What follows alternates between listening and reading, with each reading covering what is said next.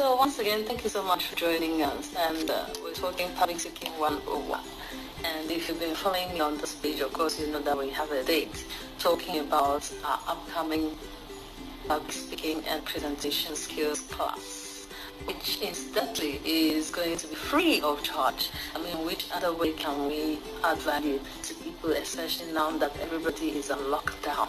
We can only give a little, and that's what we are doing. Come this Saturday, we're going to have a free public speaking class just for you. So let's see who is here. Flavors Cake, thank you for joining us. How are you today? Right on, babe. Thank you so much. So glad you can join us. So we're saying public speaking 101. Perhaps it's all about what your teacher didn't tell you in school. But again, in as much as public speaking is not a subject in school, it's an act as well as an art, which is very necessary for personal, professional, and business success. And so I've had this conversation many times with my students. And so this debate often gone as in extroverts versus introverts, who are better public speakers. And it's always interesting as the argument goes on, for and against, and people trying to prove their point. But really, what do you think? Flavors Cake, what do you think? Okay, first of all, I may ask you, are you an extrovert or an extrovert? And what do you think when it comes to public speaking? Who does it better, introverts or extroverts? Yes, that's going to be a topic for another day indeed. But again, let me say that it's often easier for extroverts to be in your face, if I may put it that way. Unlike introverts who are reserved, who would prefer to be alone, who would prefer to take their time, who prefer to talk to people who they are familiar with, and so on and so forth. And so I often focus on introverts because I need them to step out of the comfort zone, first of all. Yes, extroverts have their unique challenges when it comes to public speaking. But because they are right there in your face, because they don't have any problems when it comes to socializing and talking to people, they find it easier to climb the podium, unlike the introverts who would rather be seated in the audience and watch as things go by. So think about it. We're going to have a special class to address that. So, but today let's generally say that whether or not you're an introvert, whether or not you're an extrovert, you have the ability to shine on stage and on screen, talking about whether it's TV, YouTube, online, do your live Instagram, do your live Facebook, you can do it. So I'll just give you 4 quick tips that you can pocket this night and expand it and work on it and get better at it. But again, remember that on Saturday we're going to have a free class on how to sharpen your presentation skills. So if you haven't registered for that class, you still have ample opportunity to do that. Simply go to the last post, you'll see the details, the email address where you can send your yes in order to reserve your seat.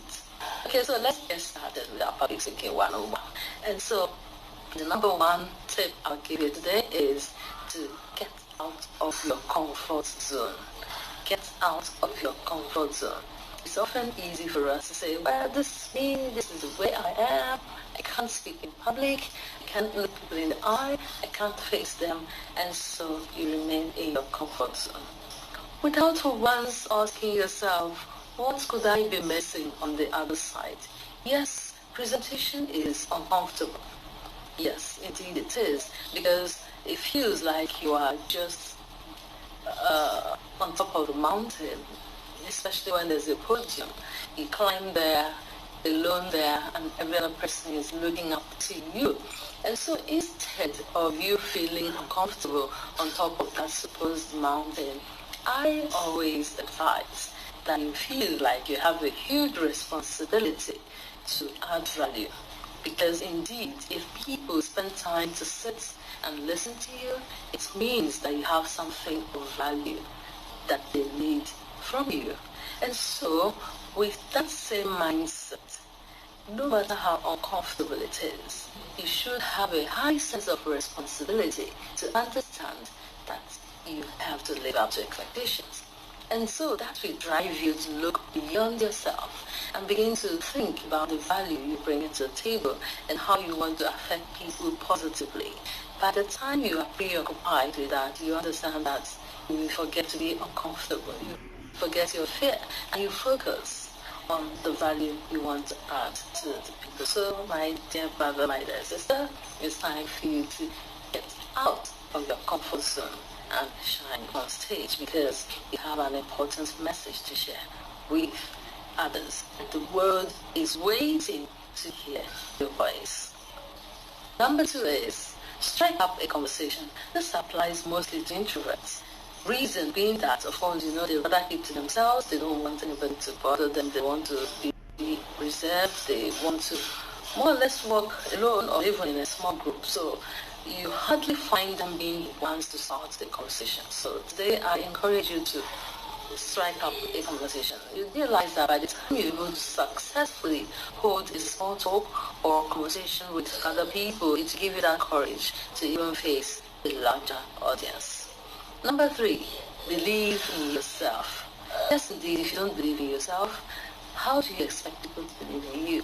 And so if you must present effectively, it's important for you to believe in yourself. Believe that you can do it. Believe that you have something of value to give. Believe that people want to listen to you. Believe that you can do a great job.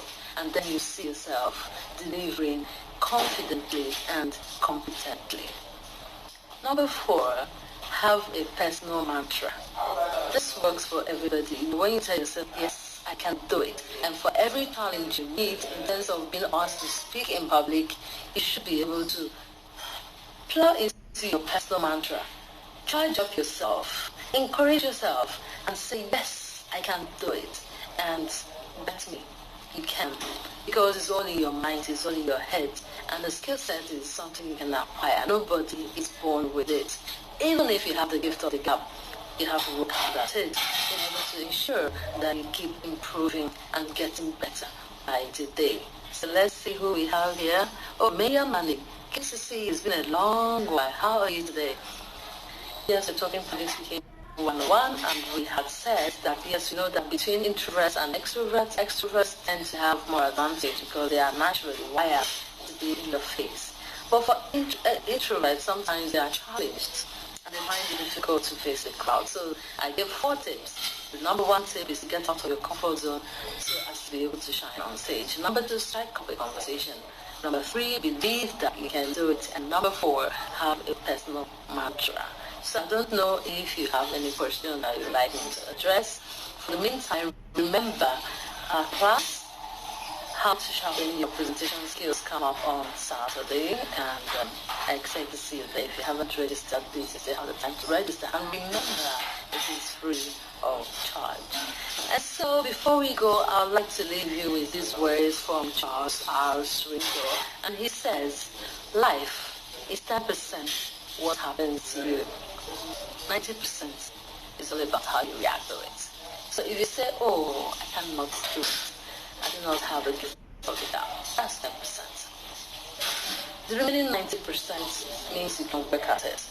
And we are here to support you all the way. We're here to guide you. We're here to hold your hands and ensure that you be the best, that you shine on stage, that you utilize your presentation, public speaking, and media skills for your personal, professional, and business success. Thank you so much for being here. This is going to be up, and so you can always play back and watch it. And don't forget, if you like it, you can share with your friends, and also invite them to join the class on Saturday. It is absolutely free of charge. Okay, so I am profoundly grateful that you could find time to join us here. Let's do this again.